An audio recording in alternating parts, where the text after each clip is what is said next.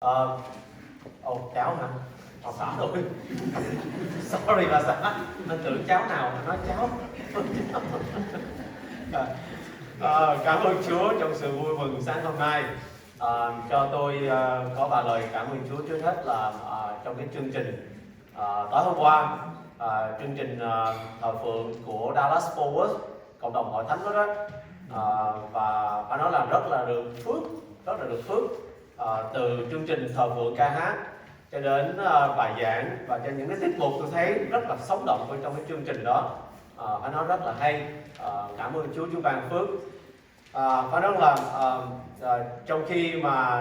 trước khi mà tôi vài tiếng trước khi đến giờ thờ phượng thì ở nhà của em gái tôi thì tôi có nhờ bà xã tôi là em ơi, em đọc bài giảng của mục sư Dương rồi anh sẽ chuyển ngữ anh đọc. Thì vợ tôi bắt đầu đọc theo bài giảng của sư Dương thì tôi thông dịch theo giống như là tập dần, giống như là trong bài giảng của sư viết vậy đó.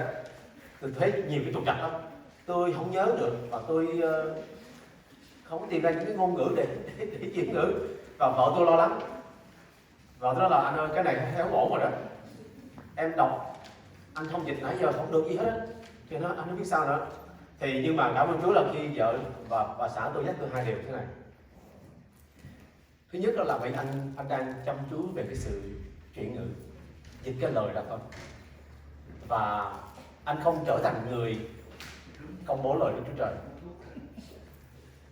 Và điều đó tôi được Chúa nhắc nhở, và tôi đã để cái công việc chuyển ngữ đó áp lực nó quá nặng, và tôi cứ tập nhớ những cái chữ mà bài giảng của ông viết ra. Thì điều đó Chúa nhắc nhở tôi qua người vợ của mình. Tóm lại, không cần tập giận nữa, chỉ cầu nguyện thôi. Cảm ơn Chúa. Thì thật sự như vậy, khi vợ tôi nhắc là anh phải đứng ra công bố giảng lời Chúa, không phải là thông dịch lời Chúa. Anh phải trở nên con người chính mình ở tại hội thánh nhà này như là hội thánh ở trên đó. Dù là đông người, dù là rất đông, sợ hãi, nhưng anh đừng có nghĩ điều đó. Thì cảm ơn Chúa, tôi chỉ cầu nguyện, không tập giận nữa, không nghĩ đến nữa, để Chúa lên làm việc trong cái sự mà dẫn dắt của Chúa. Thì tối qua tôi lên, anh nói là tôi thông dịch, anh nói là được ơn, rất được ơn, và Chúa vinh hiển. Và nhiều số người họ đến nói là wow, một sư lộc thông dịch giống một cái bài giảng, một sư lộc giảng, và nhiều mục sư đến họ khích lệ mình. Và một sư Toàn, ông nói là có thể là chúng tôi có thể mời một sọc chuyển ngữ cho chương trình của đại hội cho năm tới. Wow. Phải nói là vinh hiển thuộc về Chúa.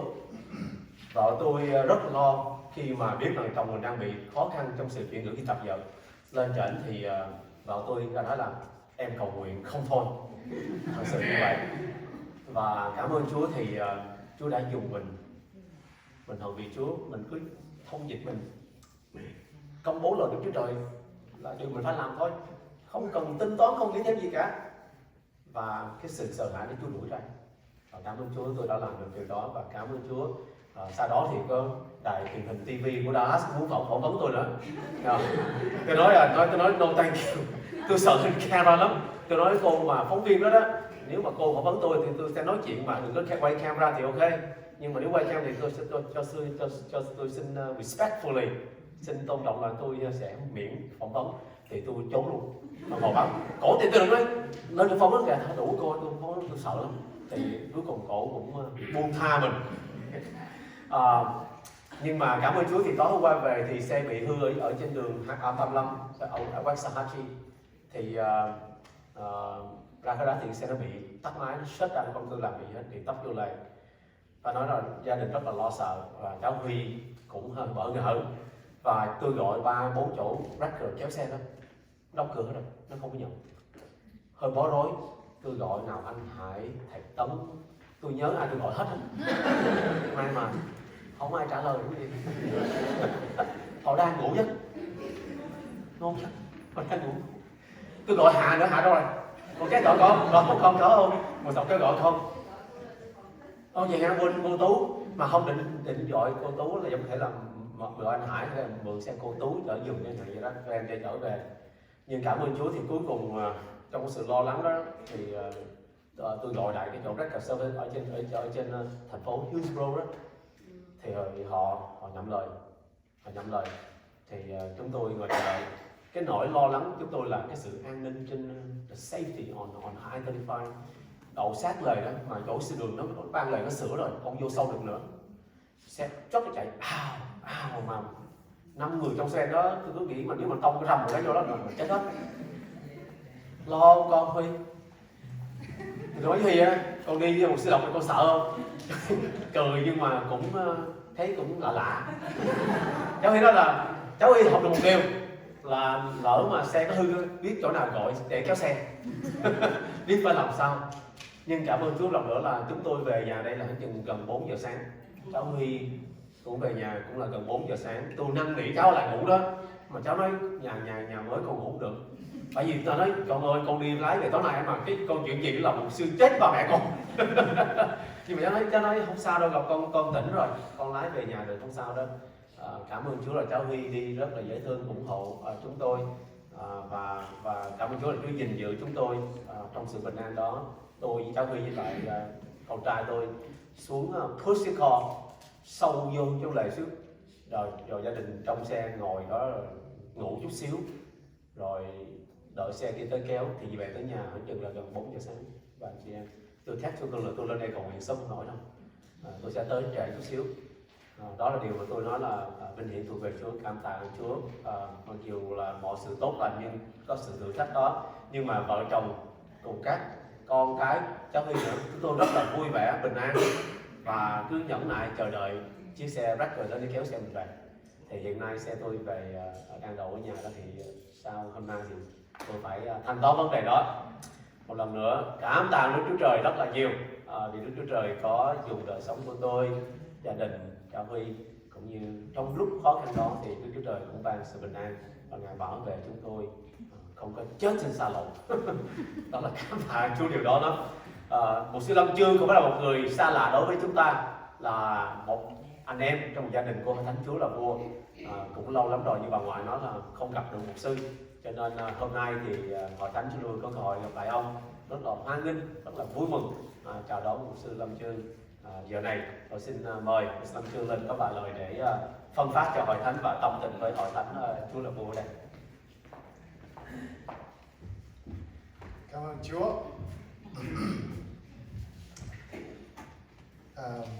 Mấy anh chị em nói là tôi một năm tôi trở lại đây giống như về thăm nhà. Cảm ơn Chúa được thăm nhà, mà mỗi lần thăm nhà thì một sư hùng đi vắng rồi. Thì bây giờ mình phải nói chuyện với anh em mình quá. Sao mỗi lần lên nhà thờ thăm nhà mà không có mục sư nữa. Cảm ơn Chúa. Merry Christmas everyone. Chúc mừng Giáng sinh mọi người. Are you happy to be in church? Quý vị có vui ở trong nhà thờ không? Are you sure? Chắc chắn không? Yes. Phải không? Beautiful church. Hội Thánh rất đẹp. I saw the new building. That's the first time I saw your new building. Lần đầu tiên thấy Hội Thánh có cái cơ sở mới đó. You have a lot of parties there. Nhiều tiệc tùng lắm á. I saw the kitchen. I was like, wow. Tôi thấy cái nhà bếp. Wow. All the nice things in the kitchen there. Những cái điều đẹp và tốt ở trong cái phòng bếp đó. There's a lot of phở being cooked over there. Yeah. Nấu phở rất nhiều tại cái bếp đó. That is wonderful. Thật là tuyệt vời. You know that this time of year, Christmas, it's always you bring family together. Trong cái thời điểm Giáng sinh này thường chúng ta đem gia đình tụ họp lại. Right? The people that you haven't seen in a while. Những người mà không gặp đã khá lâu. And everybody is supposed to be happy. Và mọi người phải như là có niềm vui, phải không? Right? Đúng không? Except for the men. Ngoại trừ là những người đàn ông. With families. Với gia đình. Because come Christmas, my wallet gets light, very light. Thế Giáng sinh thì cái bóp tôi nó càng ngày càng nhẹ. Every time I hear my wife and children say, honey, or my wife say, honey, and then my girls say, daddy, we going to the store. I just feel like, here, just take my wallet. Khi tôi nghe bà xã nói là anh ơi, bà ơi, chúng con đi shopping thì thấy cái bóp thấy nhẹ, con đưa hết cho rồi đi. I just know I'm in trouble. Tôi biết là tôi sẽ bị khó khăn mà. especially this time of year. Nhất là trong cái mùa này. Because you notice this time of year, everybody likes to give something. Trong mùa này thì ai cũng thích trao đổi quà hết đó. And it doesn't matter, right? Không cần biết. You just happy to give something. Mình chỉ vui là mình cho người đó, rồi đó. The happiest time. Mùa rất là vui, thật là vui. We like to give things. Mình thích cho những cái quà. But I want to talk to you today. Do you want to hear the truth today? Quý vị có muốn nghe sự thật hôm nay không? Lẽ thật. It's like 3 people. Wow, những bạn nói đâu cũng nghe rồi hả? Do you want to hear the truth today? Quý vị muốn nghe lẽ thật không? Good, because that's the only way I can speak. Vì lý do đó tôi mới phải nói chuyện rồi thôi. I want you to turn with me to book of Matthew chapter 5 and Luke chapter 19. Trong sách Ma-thi-ơ 5 câu 8 và trong thư Luca đoạn 19. Okay, we're going to read Matthew 5 and 8, and then we're going to read Luke 19, verse 1 through 10. Cứ đọc 58 Ma-thi-ơ và Luca 19 1 tới 10. Alright, Matthew 5 and 8 says, Blessed are the pure in heart, for they shall see God. Phước cho những kẻ có lòng trong sạch vì sẽ thấy Đức Chúa Trời. Alright, let's go to Luke. Luca nào. Then Jesus entered and passed through Jericho. Now behold, there was a man named Zacchaeus, who was a chief tax collector, and he was rich. Luke chapter 19, verse 1. Luca đoạn 19 câu số 1. Go ahead. Dùng one verse, yes sir. Yes. Yes sir. Câu số 1. Đức Chúa Giêsu vào thành Jericho đi ngang qua phố. Now behold, there was a man named Zacchaeus, who was a chief tax collector, and he was rich. Tại đó có một người tên là Xa-chê, làm đầu bọn thâu thuế và giàu có. Let me ask you something. Is it better to be rich or poor? Tôi hỏi gì này, tốt hơn giàu hay là nghèo? Cái nào tốt? Are you sure? Đúng không? Chắc chắn không? That's right. Đúng rồi. Do you know that no one strives to be poor? Quý vị biết là không có ai mà phải là hết sức nỗ lực mình để làm trở thành nghèo hết á. Nobody teaches you how to be poor. Không có ai dạy mình cách để làm nghèo hết á. And he sought to see who Jesus was, but could not because of the crowd, for he was short of stature. Người đó tìm xem Đức Chúa Giêsu là ai nhưng không thấy được vì đoàn dân đông lắm và mình lại thấp. So he ran ahead and climbed into a sycamore tree to see him, for he was going to pass that way. Vậy Xa-chê chạy trước trèo lên cây sung để ngó thấy Đức Chúa Giêsu vì Ngài phải đi qua đó. And when Jesus came to the place, he looked up and saw him and said to him, Zacchaeus, make haste and come down, for today I stay at your house. Câu 5, Đức Chúa Giêsu đến đó chỗ ấy, ngước mắt lên và phán rằng: hỡi Xa-chê, hãy xuống cho mau vì hôm nay ta phải ở nhà ngươi. So he made haste and came down and received him joyfully. Xa-chê vội vàng xuống và mừng rước Ngài. But when they saw it, they all complained, saying, he has gone to be with a guest with a man who is a sinner. Ai nấy thấy vậy đều lầm bầm rằng người này vào nhà kẻ có tội mà trọ. When Zacchaeus stood and said to the Lord, Look, Lord, I give half of my goods to the poor, and if I have taken anything from anyone by false accusation, I restore to him fourfold. Xong Xa-chê đứng trước mặt Chúa thưa rằng: lạy Chúa, này tôi lấy nửa gia tài mình mà cho kẻ nghèo, và nếu có thể làm thiệt hại ai, bất kỳ việc gì, tôi sẽ đền gấp tư. And Jesus said to him, Today salvation has come to this house, because he is also the son of Abraham. Đức Giêsu bèn phán rằng: hôm nay sự cứu đã vào nhà này, và vì người này cũng là con cháu Abraham. For the Son of Man has come to seek and to save that which was lost. Bởi con người đã đến tìm và cứu kẻ bị mất. I want to speak to you today on the subject of break past the noise. Tôi muốn chia sẻ với quý vị với cái tựa đề là vượt trên những sự ồn ào, những tiếng ồn ào. Heavenly Father, we thank you for your word. Lạy Chúa yêu thương, cảm ơn lời của Ngài. Bless your word. Ban phước lời của Ngài. Lord, bless our mind that we may understand. Ban phước tâm lý của chúng trong trí con để hiểu được lời Ngài. Our ears that we may hear. Lỗ tai để nghe. Our hearts we may receive. Tấm lòng để nhận. We thank you, Lord. Chúng con cảm ơn Chúa. We honor you. Chúng con tôn vinh Ngài. In the name of Jesus. Trong danh Chúa Giêsu Christ. Amen. Amen. You know, during this time, Jesus is walking to Jericho. trong thời gian này Chúa đi ngang qua thành phố Jericho. You have to understand, Jericho is a very unique city. Thành phố Jericho nó có những cái điểm đặc biệt lắm. We see that in the Old Testament, Jericho was when Joshua, remember, came and he walked around and then the walls came down. Bây giờ trong Cựu Ước thì thành Jericho này là do dân Giô-se và cùng những dân sự đi vòng vòng đó thành sụp đổ, nhớ không? Remember? In the Old Testament that Jericho was spoken about, and then we see in the New Testament, here Jesus comes to Jericho. Thành Jericho Cựu Ước đã một lần nhắc đến, và trong ước thì Chúa Giêsu đi ngang qua thành Jericho này. And he also, here in Jericho, we see a story that Jesus also healed blind men here at Jericho. Và tại thành này Jericho thì Chúa cũng đã chữa lành một người mù. In the New Testament, the word Jericho means the place of fragrance. Trong cái Tân Ước đó thì cái thành phố Jericho định nghĩa là cái mùi hương thơm. So when people would pass by Jericho, khi người ta đi xuyên qua thành Jericho, there was a lot of smells of spices có nhiều những cái vị hương thơm được phửi được, and flowers. bông hoa chẳng hạn. It is a place, a city of marketplace, markets. Nơi mà cũng chợ tập buôn bán. You know, it's like in Vietnam, you go down to the marketplace, there's a lot of things. Giống như ở tại Việt Nam đến những chợ hàng có nhiều tạp hóa, chợ hàng để bán.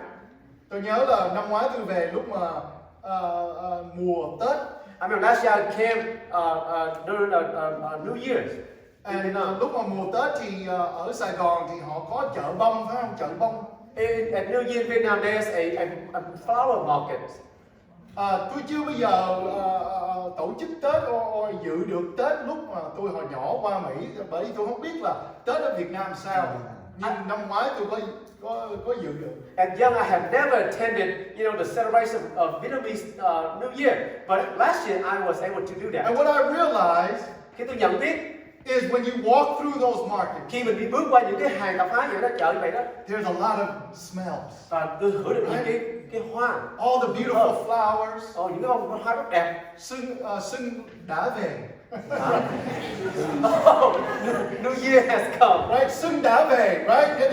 You New smell year has that come. spring has come. Mình hửi được mùi hương thơm của mùa xuân đến. And I remember walking and there were people in push carts and cooking food and street vendors. Tôi thấy là những người chợ bán, những người đẩy xe bán hàng, bán đồ ăn ở trên những chiếc xe vậy đó. I got some soy this morning. I'm soy This morning I ate some sweet rice. And I remember when I was in Vietnam last year, there were people pushing these carts with the sweet rice, and wow, the smell was awesome. Tôi nhớ là những người đẩy hàng bán dĩa xôi đó mà ăn cái mùi thơm rất là ngon.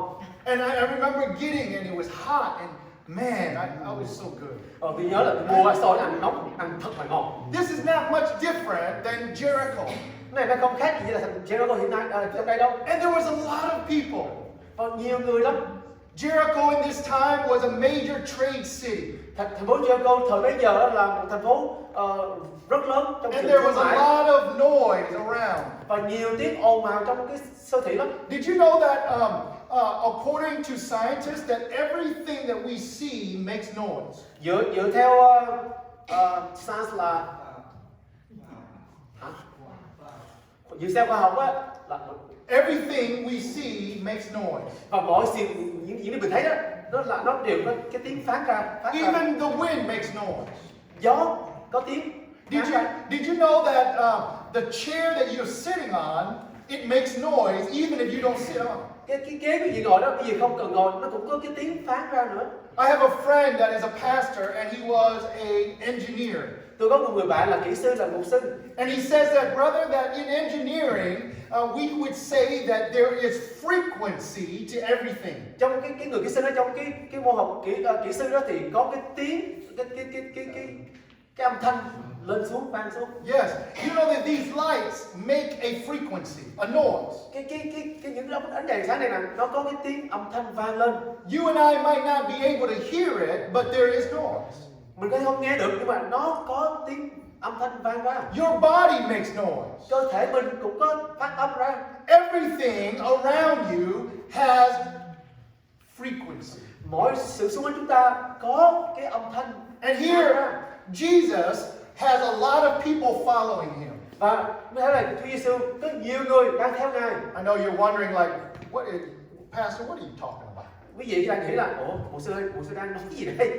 Did you know that your life and my life there is a lot of noise? Quý vị biết là cuộc sống của tôi, cuộc sống quý vị có nhiều cái tiếng ồn vang lắm. Right now, I know there are some of you that are not saying anything, but there is noise in your mind.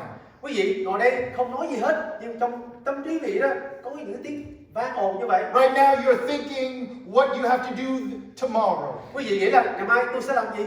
What are they cooking back there? Họ đang nấu gì ở sau bếp đó? What are you going to do this afternoon? Tôi sẽ làm gì sao? And what is this pastor going to say? Mục sư Long sẽ nói gì đây? See, your mind and my mind has a lot of noise bombarding our life.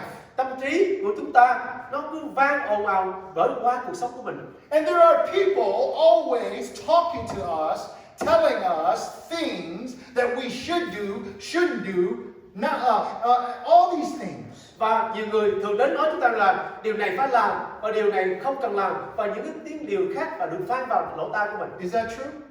Đúng không quý vị mà chị em? If you're married, you know that's true. Nếu vậy là đã có gia đình rồi đó, quý vị biết nữa là đúng rồi. Yes, I love my wife, Tôi yêu vợ lắm. but now that I'm driving, Vậy thì tôi đang lái xe đó. I know where I'm going, Tôi biết tôi đang đi đâu. but she still tells me make a right. Nhưng mà vợ tôi nói là anh ơi vợ phải. And then she sits in the back. Tôi vợ tôi làm sao? I said, honey, I got it. Tôi nói em ơi anh biết mà. I got it. Anh biết được, anh biết làm sao ra. You see, there's always things coming in to our life. Có nhiều thứ, nhiều vô sự đem đi vào. And this was what's happening to Jesus. Đây là điều mà xảy ra cho Chúa Giêsu đó. Many people are following him. Nhiều người theo ông Chúa Giêsu. And he's going into this great city. Và với cái thành phố vĩ đại này. And he has all these people wanting his attention. Và nhiều người muốn gây sự chú ý. Jesus, Chúa Giêsu, heal Chúa ơi, this person. Chúa ơi, xin Chúa hãy chữa lành cái ông này. Jesus, pray for this Chúa person. ơi, xin cầu nguyện cho ông này. Jesus, I have a little boy. Chúa ơi, con có đứa con trẻ nè. Jesus, I have a little Chúa girl. ơi, con đứa cháu gái trẻ nè. Your mother is looking for you. Chúa ơi, mẹ Chúa đang tìm kìa. The disciples are looking for you. Môn đồ Chúa đang tìm kiếm Chúa kìa. True. Đúng không? And yet Jesus walks into this city. Và Ngài đi vào cái thành này. Of all the people Vô số người that was around him, bao quanh Chúa Giêsu. he looks up Ngài nhìn lên and he sees a man và Ngài thấy một người đàn ông named Zacchaeus. tên là Xa-chê. And he said, hey, Zacchaeus, Ông nói ơi, Xa-chê à, today hôm nay nè, I'm coming to your house. ta sẽ đến nhà của con. I'm going to eat dinner at your house. Ta sẽ ăn tại bàn của con. You know what? Jesus invited himself. Chúa tự mời mình đến nhà của Xa-chê. Zacchaeus never invited him. Xa-chê chưa từng mở lời để mời Chúa. Have you ever had a person that invited themselves to your house? Quý vị, that's me. Okay. Right? I used to go house and I'm coming. Yeah. Quý vị có ai mà tự mời mình đến nhà mình không? True. Tôi có. Thế đúng không? Tới nhà một sư ăn ha. Anh không chỉ là chỉ Đúng nói không? thầy pastor. You have that, right? Chúng ta biết những người như vậy mà. But this is the problem. Đây cái vấn đề như thế này. Is at the moment that Jesus says, I'm coming to your house, Khi lúc mà Chúa nói là ta đến nhà con đó, people start making noise. người ta bắt đầu ồn ào chút xíu. They say, wait a minute, Jesus. Khoan đã Chúa ơi. Don't you know that you're going to see a sinner? Chúa không biết là Chúa đến nhà của người có tội, kẻ tội sao? Why are you going to sit with him? Why? Tại sao Chúa phải đến nhà cái kẻ này? Why don't you go to sit with people that are righteous? Tại sao Chúa không ngồi cái bàn của những người công bình? But why do you choose to go and sit with a sinner? Tại sao Chúa phải chọn ngồi bàn của kẻ có tội? Noise. Cái tiếng ồn vang là vậy đó. Noise. Tiếng ồn vang. This morning, if you were at Bible study, I was teaching out of Matthew. Sáng nay tôi chia sẻ Kinh Thánh trong sách Ma-thi-ơ. In chapter 5 and verse 45. Đoạn 5 câu 45. And it says that you will be the children of God because God lets the sun rise up on the evil and the good and the rain to fall on the good, evil and the good. Đoạn 5 nói thì chúng ta sẽ trở thành con cái Đức Chúa Trời. Đức Chúa Trời là Cha ban cho mưa và mặt trời cùng kẻ ác và kẻ lành. See, we often say we want to be like Christ. Thường thường nói là chúng ta muốn trở thành như Đấng Christ. But look at what Christ does. Nhưng Đấng Christ đã làm gì? He goes to people that nobody wants to be with. Ngài đến với những người mà những người khác không muốn gần. It's easy for me and say, Pastor Danny, I'm coming to your house. Dễ dàng cho tôi nói là mục sư Danny ơi, tôi đến nhà của ông nha. None of you would say that would be wrong. Quý vị nói là điều đó không có sai phải không? But if I went to a person that in this city that is kind of have a reputation, nếu mà tôi đến một người trong thành phố này mình có cái tiếng tăm không có tốt hay lắm á, they would say, why did Mục sư Lâm go to his house? thì người ta nói tại sao Mục sư Lâm phải tới nhà của cái người đó? Doesn't he know that man is no good? Mục sư Lâm không biết là người đó không có tốt sao? That his reputation is no good? Tiếng tăm nó không có tốt sao? Sao ông làm bạn với ông đó làm? Why does he make friend with that person? You know, oftentimes in church, Nhiều lần trong hội thánh đó, I see this a lot. tôi thấy điều này rất là nhiều. That we always talk about something, someone, and we don't want to host them. Mình thường nói những cái điều với một người nào đó và một điều gì đó với người đó mà mình không muốn mời họ vào. We don't want to associate because what people would say. Mình không muốn gần đó bởi vì mình sợ cái tiếng cái người khác nói. But wait, Jesus didn't care. Nên nhớ nha, Chúa Giêsu không có cần biết điều đó. And people are saying, Jesus, why are you going to a man that's a sinner? Và người ta nói Chúa Giêsu ơi, tại sao ngài đến cái nhà của kẻ có tội? Brothers and sisters, there are going to be people in your life that's going to maybe talk about you if you're trying to reach out to people that are sinners. Quý anh chị em ơi, trong cuộc sống mình sẽ có những người sẽ nói về mình bởi vì mình muốn giơ bàn tay ra để tiếp nhận một người nào đó. Sao anh chị chơi với người đó? Cái người đó là không tốt. Sisters, why do you hang out that person? That person is not a good person. Tôi đâu chơi với họ đâu, tôi tới nhà ăn thôi mà. I don't just hang out with him. I just go to his house, her house and eat only. Jesus didn't hang out with him. He just went to his home to eat.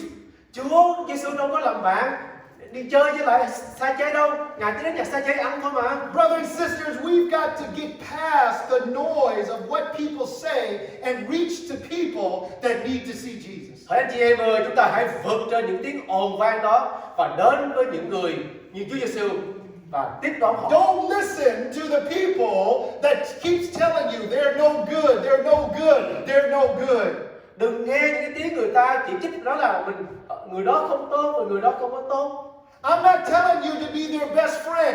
Tôi không nói gì trở thành người bạn hữu với người đó. But what I'm telling you is the presence of God in you, in me, needs to be in their life. Nhưng nếu cái sự hiện diện của Đức Chúa Trời trong cuộc sống của mình, Yes. cần sự hiện diện trên đời sống của những người như vậy. Because the people of light does not need any more Jesus. Bởi vì những người có sự sáng của Chúa không cần Chúa thêm nữa, phải không? Don't be afraid. Đừng có sợ hãi. Break past the noise. Vượt trên những tiếng ồn ào. You know that I have dinner with people that you probably wouldn't want. You'd be like, I can't believe he do that.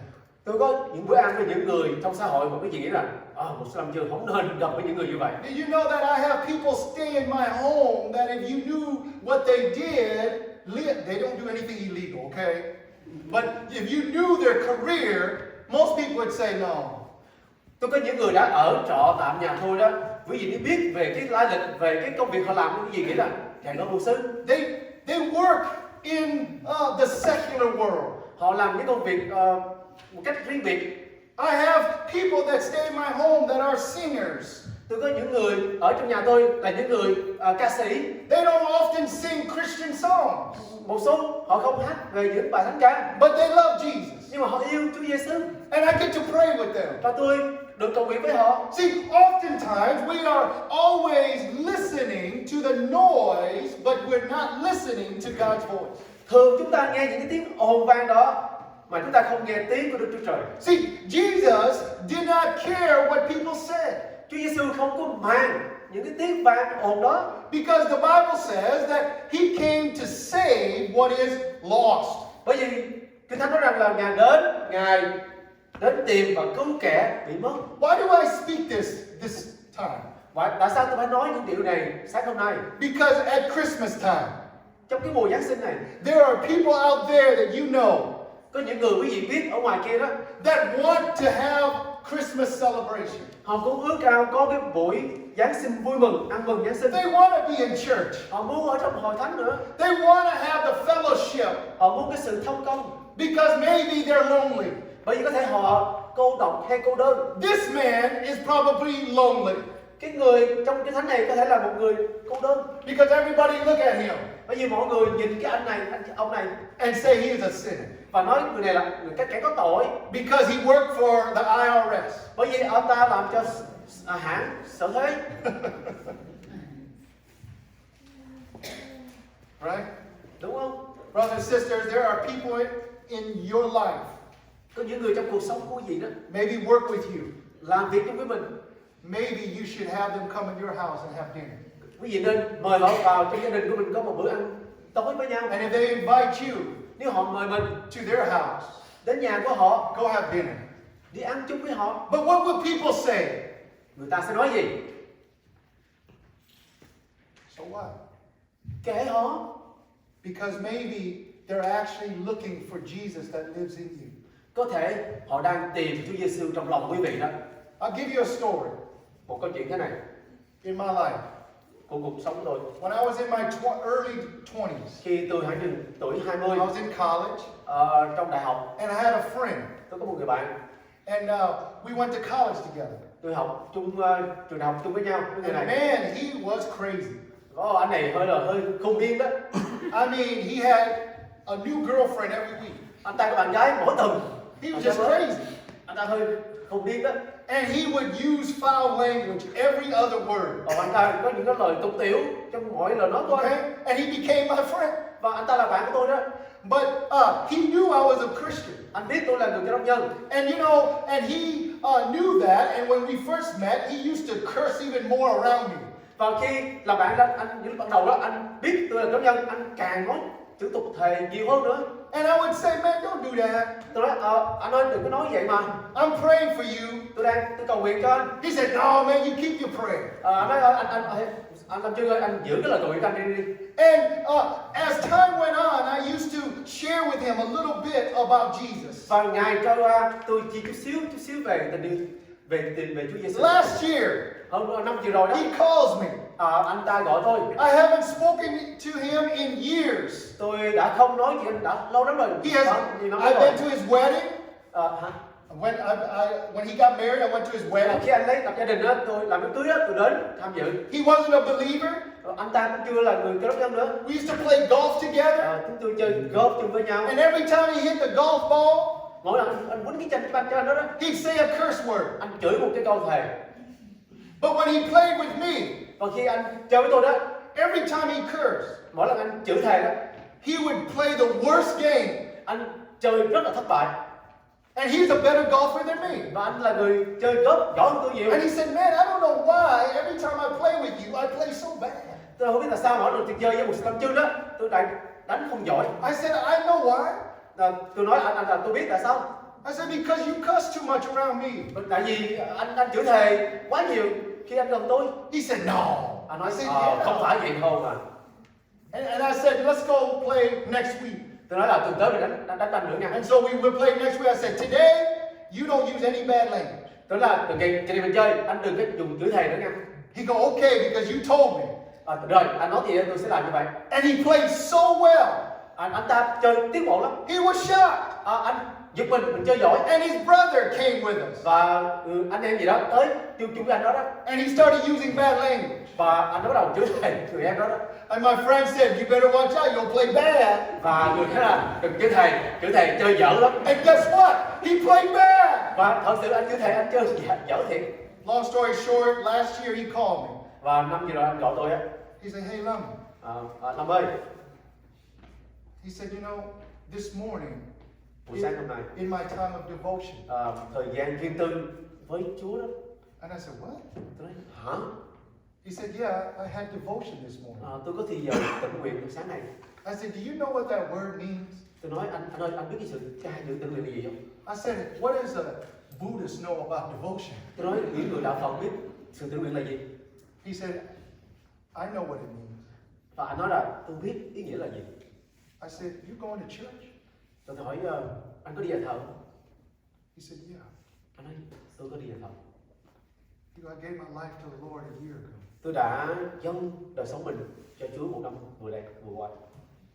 I prayed for him for 25 years. Tôi cầu nguyện cho anh này khoảng chừng 25 năm rồi đó. Brothers and sisters, Hãy anh chị em. when I used to hang out with him, Khi tôi mà đi chơi với anh ta đó, people would say, man, why you hang out with a guy like that? người ta nói rằng tại sao anh có thể đi chơi với những người như vậy? Don't be afraid. Đừng có sợ hãi. You know why you shouldn't be afraid? Lý do cái gì?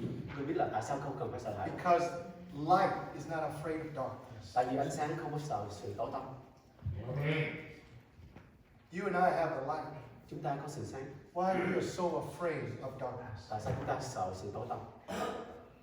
When people talk to me, Khi người ta nói chuyện với tôi đó, they say, oh, sư, pastors, tới chỗ đó quỷ không á? don't go there. There's a lot of devil demons there. And I said, I'm not afraid of quỷ. And I told them that, tôi nói là tôi không có sợ quỷ đâu. I said, I got the light. Tôi có sự sáng mà. True. Sự thật không có gì. Anybody here ever been into a home full of cockroaches? Ở đây có ai đến một cái nhà nào mà có đầy gián không? You flip on the light, Mở đèn ánh sáng lên đó. Gián nó Đó. chạy, biến mất liền rồi. you see, that's you and me. Sự sáng của chúng ta là vậy đó. Don't be afraid of the dark. Đừng có sợ sự tối tăm. Break past the noise of what people are telling you. Vượt trên sự ồn ào của những gì người ta nói mình. Go and reach the lost. Đến và tìm những kẻ mất. Look, you have extra chairs here. Bây giờ có những cái chỗ trống này nè. You have a beautiful church facility here. Quý vị có một cái cơ sở rất đẹp. Don't just enjoy for yourself, Đừng chỉ hưởng thụ cho chính mình. but go get a person like Zacchaeus Tới tìm những người như là Xa-chê vậy đó. and go out there and bring them to Jesus. Và đến đó mà đem họ đến với Giêsu. It doesn't matter what people say. Mặc kệ người ta nói gì mình. Break past the noise. Vượt trên những cái tiếng ồn vang. I'm not telling you to be their best friend. Tôi không nói quý vị trở thành người bạn hữu với người đó. I'm not telling you to be yoked up with them. Tôi không nói quý vị sẽ chơi thân thiết với But người what đó. I'm telling you is make your presence known in their lives. Tôi nói quý vị bày tỏ sự hiện diện của mình trong cuộc sống của những người như vậy. Because your light will influence their darkness. Bởi vì đời sống của mình ảnh hưởng đến sự tối tăm của họ. Jesus' light came into Zacchaeus' house. Sự sáng của Chúa đến trong nhà của Xa-chê. And the Bible says that Zacchaeus' house, that salvation came to his home. Và tôi thấy là sao? Sự cứu độ đã đến tại nhà của Xa-chê. Brothers and sisters, everybody said that Zacchaeus was a sinner, right? Mọi người nói là Xa-chê là kẻ có tội đúng không? But you know what the name Zacchaeus is? Quý vị biết Xa-chê nghĩa là gì không? Did you know that the name Zacchaeus means pure? Xa-chê tên nghĩa là sự tinh sạch. Matthew 5 and verse 8. Trong Mai-thơ đoạn 5 câu 8. Blessed are the pure in heart, for they will see God. Phước cho những kẻ có lòng trong sạch vì sẽ thấy Đức Chúa Trời. The Bible says that Zacchaeus' name means pure. Tên Xa-chê nghĩa là sự trong sạch. That represents that he had a purity of his heart. Nghĩa là anh có cái tấm lòng trong sạch. He might not have known who Jesus was, Có thể anh ta không biết Chúa Giêsu là ai. but it's because of his purity of his heart. Nhưng mà bởi cái sự tinh sạch của tấm lòng của anh đó. He saw God. Và anh ta đã thấy được Đức Chúa Trời. Brothers and sisters, you never know what a person's heart is. Chúng ta không biết tấm lòng của những người xung quanh chúng ta. Don't get caught up in what they do. Đừng có bị lôi cuốn theo những gì công việc họ đã làm. What you hear they've done. Họ nghe cái gì họ đã làm rồi. Because you never know. Bởi vì quý vị sẽ có thể không biết. One day, Một ngày nào đó they could call you up có thể gọi quý vị and tell you they're praying for you. và nói là tôi sẽ cầu nguyện cho quý vị. You know my friend, Người bạn của tôi đó, when he told me that, khi họ nói tôi như vậy, anh ta nói tears như vậy, came down my và eyes. nước mắt tôi tuôn ra. And I can't believe Tôi không thể tin được that when we were single men, khi tôi làm cầu độc thân đó, I've been praying for him. và tôi đã cầu nguyện cho anh ta. He invited me over to his home, Anh ta mời tôi vào nhà của anh. and his son Con trai của anh sat down, ngồi xuống, 13 years old, 13 tuổi thôi. and said, "How long you've known my dad?" Hỏi là mục sư ơi, mục sư quen ba con bao lâu rồi? I said, "Before you were born, Trước khi con ra đời, before your dad was married to your mother." trước khi ba của con lập gia đình với mẹ con. And I've been praying for him since. Và mục sư đã cầu nguyện cho ba con thợ ấy đó. And because I've been praying for him, I've been praying for you. Và tôi cầu nguyện, tôi đã cầu nguyện cho ba con, và tôi cũng sẽ đang cầu nguyện cho con nữa. And you know what his son said? Người đứa con trai nói thế này: He said, "I never knew that." mục sư ơi, thật sự con chưa từng biết điều đó. Did you know that I was the very first friend that had Jesus in my life that influenced my friend? Và tôi là người cái đốc nhân đầu tiên mà có sự tầm ảnh hưởng với người bạn của mình. He didn't know anyone Anh ta không biết ai ngoài tôi until he met me. cho đến khi mà anh ta gặp được chính tôi. And then more people started coming into his life. Và nhiều người đã đến vào trong cuộc sống của anh đó. Today's whole family goes to church. Ngày hôm nay cả gia đình anh đi đến thờ phượng He Chúa. loves the Lord. Anh yêu mến Chúa lắm. And he was crazy, y'all. He was crazy. Anh ta phải là người rất là điên khùng đó. Brothers and sisters, don't allow the noise in your life to stop you from reaching other people. Hãy anh chị em đừng để những tiếng vang ồn đó ảnh hưởng mình đến. Don't allow what people you think people will say about you. Đừng có phép những cái điều gì những người đó nói về cái suy nghĩ của cái người đó. You don't allow because you think you have a reputation to keep. Mình cho phép bởi vì mình nghĩ là mình phải có một cái thể diện để phải gìn giữ. Brothers and sisters, go reach the people that need Jesus. Đi và tìm những kẻ cần Chúa Giêsu. Go out there and say, you know what? I want to be like Jesus.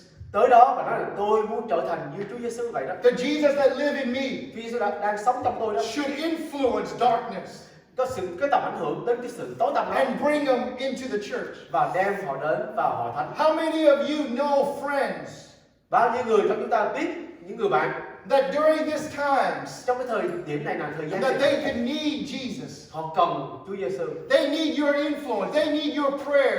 Họ cần sự cầu nguyện, họ cần cái tầm ảnh hưởng quý vị. They need you in their life. Họ cần quý vị trong cuộc sống của họ. They might not know it.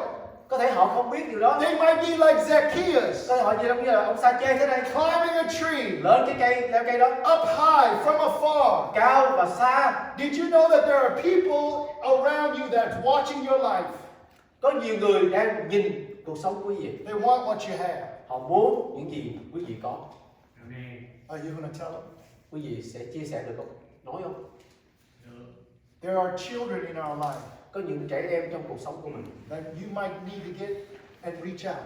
Quý vị nên đến và tìm kiếm. Maybe you need to reach out to your family. Chúng ta cần phải dang ra cho những gia đình xung quanh của mình, Reach out to the young people. cho những người trẻ tuổi trong hội thánh. I'm not telling you you have to agree with everything. Tôi nói là quý vị không cần phải đồng ý với mọi những điều đó. Jesus never agreed with everything, Chúa không hoàn toàn đồng ý với mọi sự, but he loved everyone. nhưng mà Chúa yêu thương mọi người. I asked Pastor Danny.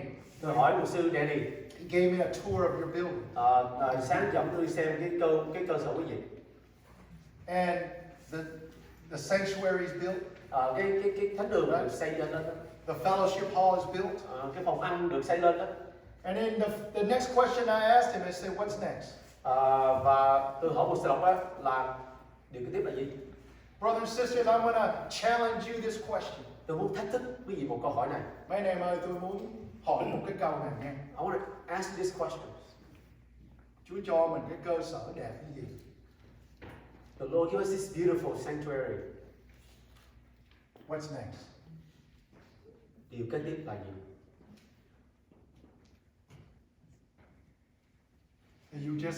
We're just gonna enjoy. Là quý vị chỉ muốn hưởng thụ những gì mình đang có hiện nay thôi. Hey, no. Just, hey, this is mine. Cái này của tôi nữa nha. Người mới vô là khi họ làm dơ nhà thờ. The new people come they may, make our church dirty. Người mới vô mình không còn giống như gia đình hồi xưa nữa. The new people come to our church. We're not like the old family once. Brothers and sisters, I challenge you. Anh chị em, tôi muốn thách thức quý vị một điều này. The next time I come back, Lần sau khi tôi trở lại đó, reach out to new people. hãy dang ra, hãy vớ tới những người mới. I know you can't do it. Quý vị có thể làm được. Don't think that you can do it Đừng nghĩ là mình không làm được. by yourself. Làm bởi sức riêng của mình. But this new year, Trong năm mới này đó, say, Lord, Chúa ơi, every one of us in this room, mọi người trong phòng này, Lord, Chúa ơi, next year, năm tới, I want to reach somebody new. con sẽ giang bàn tay ra đến một người mới nào đó. I want to bring back people that have left.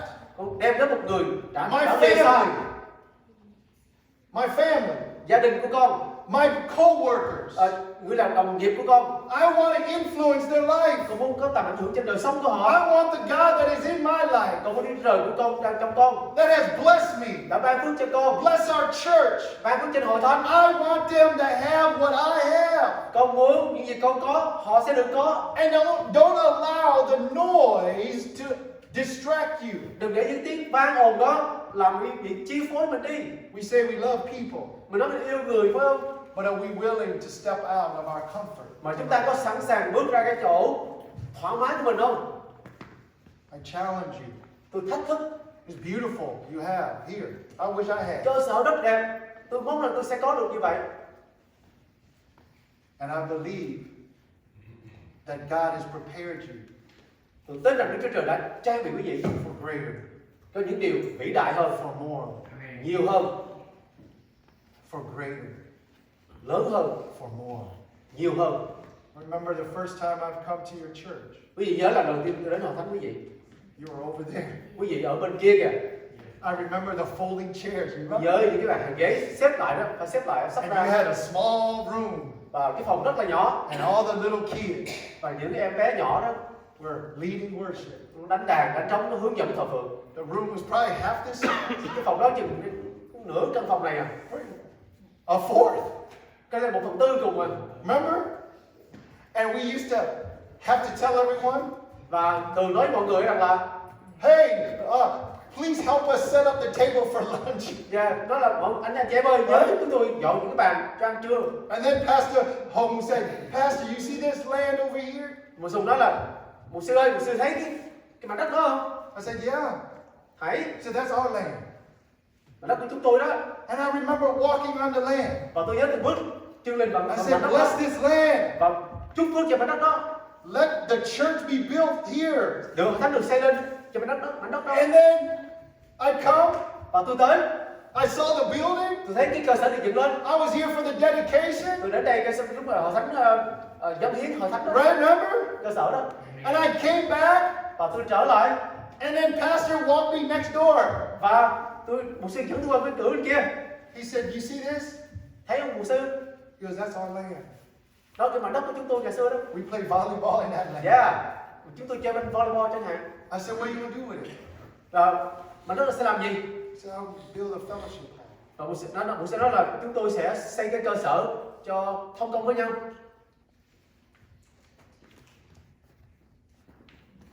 And there was a lot of people Có nhiều người lắm would talk and say, oh, this or that, right?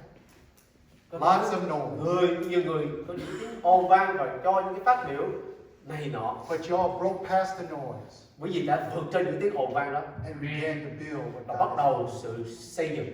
Brothers and sisters, I encourage you, Tôi khích lệ no matter where you are in your life, hiện tại trong cuộc sống ở đây, break past the noise, vượt trên cái tiếng ồn ào đó, the things that are surrounding you, những điều mà nó bao xung quanh chúng ta đó, and focus on God. và tập trung về Đức Chúa Trời thôi. You know, don't get distracted by the shopping. Đừng bị phân tâm chi phối về cái Don't get sự mua distracted only by the gift giving, đừng bị ảnh hưởng về cái sự trao đổi những món quà, but allow God to touch your heart. để Đức Chúa Trời chạm vào tấm lòng của mình. Brothers and sisters, I can imagine that whole area that Jesus walked in. It was very noisy.